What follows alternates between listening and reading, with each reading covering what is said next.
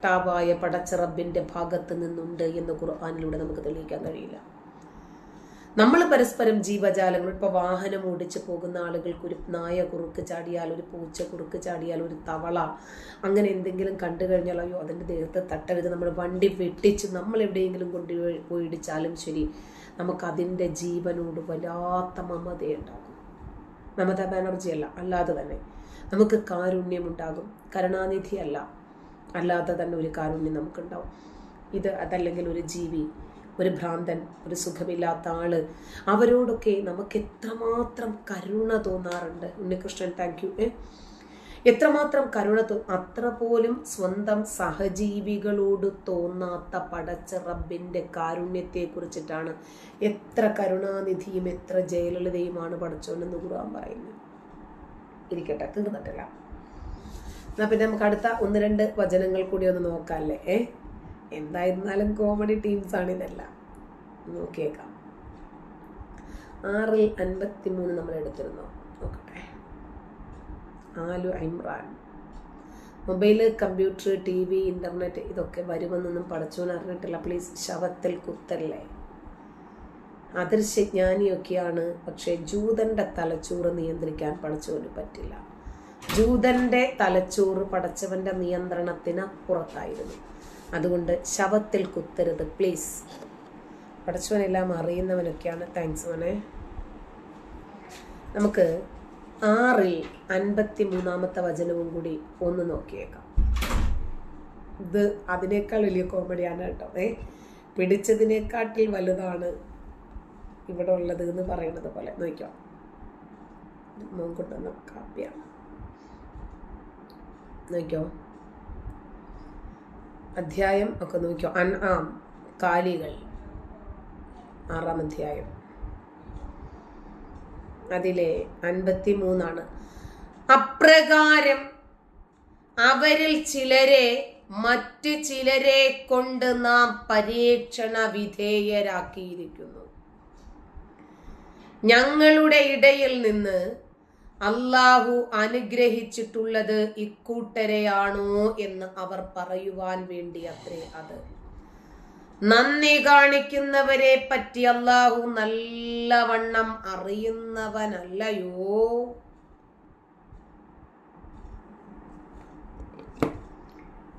എന്ത് മനസ്സിലായി ചോദിക്കട്ടെ. പലരും ചോദിക്കുന്നുണ്ട്, നിങ്ങൾ മതം വിട്ടാല് നിങ്ങൾക്ക് നിങ്ങളുടെ പാട്ടിന് പോയാൽ പോരായിരുന്നോ എന്ന്. ഈ ഖുർആൻ വചനങ്ങളൊക്കെ പിന്നെ ആരെ പഠിപ്പിക്കും? പാപ്പിക്കണ്ടായോ? നിങ്ങളുടെ കാരുണ്യത്തിന്റെ ഗ്രന്ഥം എന്താണ് എന്ന് ജനങ്ങൾ അറിയണ്ടായോ? അവരെ പഠിപ്പിക്കാനുള്ള വലിയ ബാധ്യത ഞങ്ങൾക്കുണ്ട്. അതുകൊണ്ട് ഈ ഖുർആൻ അങ്ങോട്ട് തുറന്നു കൊടുക്കും. ഞങ്ങൾക്കെതിരെ കേസ് കൊടുക്കും. കോടതി പോയി ഞങ്ങൾ പഠിപ്പിക്കും. കോടതി പോയി പഠിപ്പിക്കും. കോടതി മുറികളിൽ ഖുർആനിന്റെയും ഹദീസിന്റെയും ഇത്തരം മതവിരുദ്ധമായിട്ടുള്ള, മാനവിക വിരുദ്ധമായിട്ടുള്ള, ജനാധിപത്യ വിരുദ്ധതകൾ എന്താണ് എന്ന് ജനങ്ങളൊന്ന് പഠിക്കട്ടെ. അതൊന്ന് ചർച്ചയാകട്ടെ. എന്തിനാ ഭയക്കുന്നത്? ഇതൊന്ന് പഠിപ്പിക്കണ്ടായോ? എന്തു ഇതിനകത്ത് പറയുന്നേ? ചിലരെ കൊണ്ടും മറ്റു ചിലരെ പരീക്ഷണ വിധേയരാക്കിയിരിക്കുന്നു. എന്തോ കോപ്പിനാണ് ഈ പഠിച്ചോൻ ഇങ്ങനെ പരീക്ഷിക്കുന്നത്? മനസ്സിലായില്ലേ? 3 വയസ്സ്, 4 വയസ്സ്, 5 വയസ്സുള്ള പൈതലുകൾ മാറാരോഗങ്ങളുമായി, ക്യാൻസർ പോലെയുള്ള വിപത്തുകൾക്ക് അടിമപ്പെട്ടു വേദനിക്കുന്നത് കാണുമ്പോൾ മറ്റുള്ളവര് പഠിക്കട്ടെ. എത്ര നീചനാണ് പടച്ചറബ് എന്ന് ആലോചിച്ച് നോക്കുക. ആ കുഞ്ഞുങ്ങൾക്ക് നിഷേധിക്കപ്പെടുന്ന നീതി, ആ കുഞ്ഞുങ്ങൾക്ക് നിഷേധിക്കപ്പെടുന്ന ബാല്യം, അവരുടെ സന്തോഷം, അതിന് എന്ത് സമാധാനമാണ് ഈ പടച്ചോന് പറയാനുള്ളത്? ചിലരെ കൊണ്ട് ചിലരെ പരീക്ഷിക്കുന്നു. മനസ്സിലായില്ലേ? ഹമാസുകാരെ കൊണ്ട് ഗാസക്കാരെ പരീക്ഷിക്കുമെന്ന്. അത്രേ ഉള്ളൂ കാര്യം, അതാണ്. എന്നിട്ട് ഞങ്ങളുടെ ഇടയിൽ നിന്ന് അല്ലാഹു അനുഗ്രഹിച്ചിട്ടുള്ളത് ഇക്കൂട്ടരെയാണോ എന്നവര് പറയാൻ വേണ്ടി, അവര് പറയുമോ ഇല്ലേ എന്ന് പടച്ചോൻ അറിയില്ല. അവര് പറഞ്ഞാ പടച്ചോൻ എന്ത് പുല്ല്, പറഞ്ഞില്ലെങ്കിൽ ആ പടച്ചോൻ എന്ത് പുല്ല്.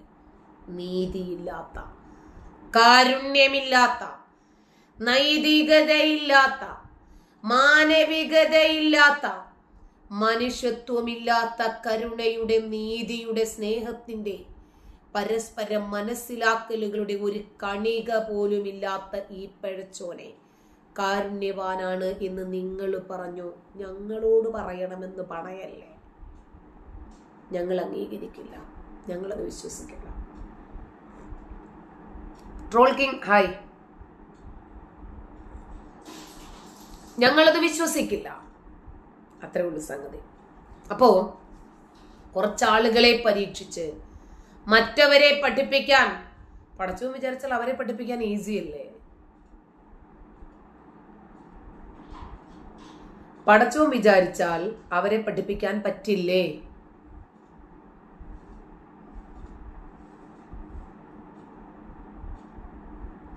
മെറിനെ അമ്മ തൂറിയിട്ടതാണോ? അല്ല, നീ വിളിച്ച ആ പദപ്രയോഗം കണ്ടിട്ട് ചോദിച്ചതാ.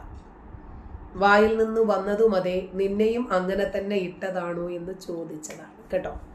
ഒരിടത്ത് മാറിപ്പോയിരുന്നു മുക്കി ഡാഷിക്കോ ചെല്ലേ, നിനക്കൊക്കെ അതേ പറഞ്ഞിട്ടുള്ളൂ, പോയിക്കോ, നീയൊക്കെ ഫേക്ക് ഐഡിയിൽ വരുന്ന മുറിയന്മാരാണെന്ന് എനിക്കറിയാടാ. അടുത്തത് 14-ാം അധ്യായം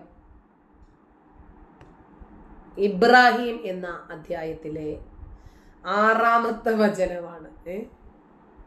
ഖുർആൻ പറയുമ്പോഴേ എനിക്ക് വല്ലാത്ത ടെൻഷൻ ഉണ്ടല്ലേ. ശരിയെന്നാ. അയ്യോ, ഇന്ന് മൊത്തം കോമഡിയാണ് കേട്ടാ. നോക്കിക്കോ, അധ്യായം 6 ഇബ്രാഹിം, അല്ല 14 ഇബ്രാഹിം, അതിലെ 6-ാമത്തെ വചനമാണ്. മൂസ തന്റെ ജനതയോട് പറഞ്ഞ സന്ദർഭം ശ്രദ്ധേയമാണ്. നിങ്ങൾക്ക് കടുത്ത ശിക്ഷ ആസ്വദിപ്പിക്കുകയും നിങ്ങളുടെ ആൺമക്കളെ അറുകൊല നടത്തുകയും നിങ്ങളുടെ പെണ്ണുങ്ങളെ ജീവിക്കാൻ വിടുകയും ചെയ്തുകൊണ്ടിരുന്ന ഫിർഔന്റെ കൂട്ടരിൽ നിന്ന് നിങ്ങളെ രക്ഷപ്പെടുത്തിയ സന്ദർഭത്തിൽ അല്ലാഹു നിങ്ങൾക്ക് ചെയ്ത അനുഗ്രഹം നിങ്ങൾ ഓർമ്മിക്കുക. അതിൽ നിങ്ങളുടെ രക്ഷിതാവിങ്കൽ നിന്നുള്ള വമ്പിച്ച പരീക്ഷണമുണ്ട്. പടച്ചോന്റെ പരീക്ഷണമാണ് കേട്ടോ ആകെയുള്ള കോമഡി പീസ്. മൂസ ജനങ്ങളോട് പറയുകയാണ്, നിങ്ങൾക്ക് കടുത്ത ശിക്ഷ ആസ്വദിപ്പിക്കും നിങ്ങളുടെ ആൺമക്കളെ അറുകൊല നടത്തി പെണ്ണുങ്ങളെ ജീവിക്കാൻ വിടുകയും ചെയ്തുകൊണ്ടിരുന്ന ഫിർഔൻ. ആണുങ്ങളെ അരുംകൊല ചെയ്യുന്നതിന് മുമ്പ് എല്ലാം അറിയുന്ന, എല്ലാത്തിനും കഴിവുള്ള പടച്ചോൻ അതിനെ തടയാൻ പറ്റണ്ടേ? പടച്ചോൻ തടഞ്ഞില്ല. അപ്പോൾ ഫിർഔനാണോ കഴിവുള്ളത്, പടച്ചോനാണോ കഴിവുള്ളത്? പടച്ചോൻ പരീക്ഷിക്കുവാണ്. എങ്ങനെ? ഫിർഔൻ അവനെ പിടിച്ചിട്ട് ഒരു കാലിൽ ചവിട്ടി മറ്റേ കാലിൽ ചവിട്ടി കീറുമ്പോൾ അവൻ ചാവോന്ന് അറിയണ്ടേ? പടച്ചോൻ അങ്ങനെ സിംഹാസനത്തിൽ വന്നിട്ട് ഇതിങ്ങനെ കാണുവാണ്.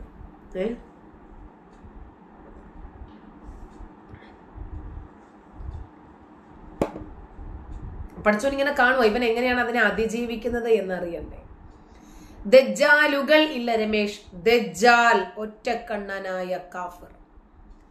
ലോകം അവസാനിക്കുന്നതിന് തൊട്ടു മുമ്പ് അള്ളാഹു സൃഷ്ടിച്ച് നമുക്കിടയിലേക്ക് പരീക്ഷിക്കാൻ വേണ്ടിയിട്ട് വിടുന്ന ഒരു ജീവി.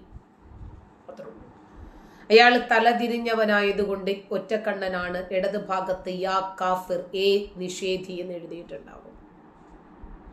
ഇതൊക്കെ അന്നത്തെ കാലഘട്ടത്തിൽ ആളുകളെ പേടിപ്പിക്കാൻ വേണ്ടിയിട്ട്, പേടിപ്പിച്ചിട്ടെങ്കിലും ഉച്ചയും കുത്തി മറിയാൻ വേണ്ടിയിട്ടൊരു അവസരം ഒരുക്കണ്ടേ? അതിന് വേണ്ടിയിട്ടുണ്ടാക്കിയ ഉടായിപ്പല്ലേ. ഇപ്പം നിങ്ങളിലെ കഥയിൽ ഇങ്ങനെ ചോദ്യം ചോദിച്ചുകൊണ്ടിരുന്നാൽ എന്തോ ചെയ്യും? എങ്ങനെയെങ്കിലും ഉച്ചയും കുത്തി മറിയുന്നതിന് വേണ്ടി ഒരുപാട് ആളുകളെ സൃഷ്ടിക്കണ്ടേ? അതിന് ആ കാലഘട്ടത്തിൽ നമ്മുടെ മമ്മതണ്ണം നോക്കിയപ്പോൾ ഒരു പടച്ചോനെ ഉണ്ടാക്കിയാൽ അദ്ദേഹത്തിന് അധികാരവും കിട്ടും, പണവും കിട്ടും, പെണ്ണും കിട്ടും, പോപ്പുലാരിറ്റിയും കിട്ടും. അപ്പൊ അദ്ദേഹം വിചാരിച്ചതൊക്കെ കൃത്യമായിട്ട് അദ്ദേഹത്തിന് കിട്ടുകയും ചെയ്തു. ഇതേ ഉള്ളൂ ഇതിനകത്ത്. ഒറ്റക്കണ്ണം പാച്ചു.